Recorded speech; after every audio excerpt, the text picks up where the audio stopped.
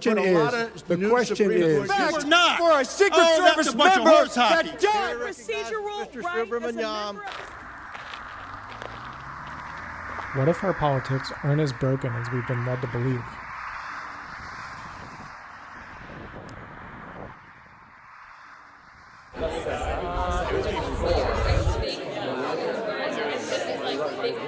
Aggies was the name for a long time. So I think it was I want to say it was like the 40s or so. They started in A. I could be way off on that, but I want to say it was before this season. This is the purest form of democracy.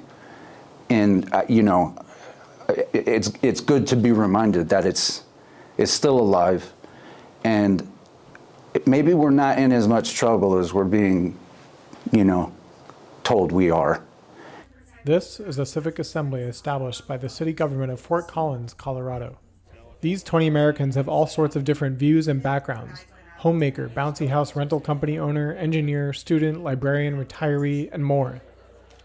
They were selected through an unbiased random lottery, similar to a jury, to form a miniature representation of Fort Collins. The city asked them to come up with a solution to an issue that's been hotly debated: what to do with 164 acres of empty land where an old football stadium once stood, known as the Hughes site.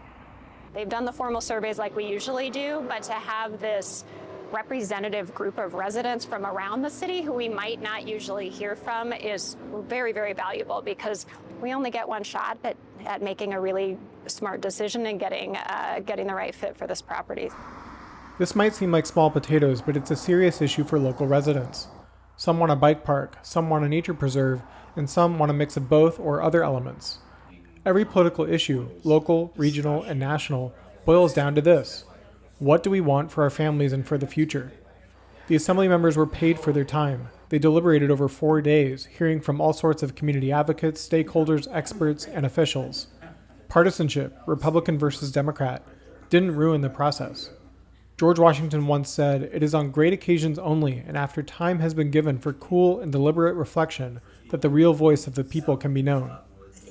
Fort Collins turned the question of the Hughes site into a great occasion, creating the conditions for people, through deliberation, to find their voice.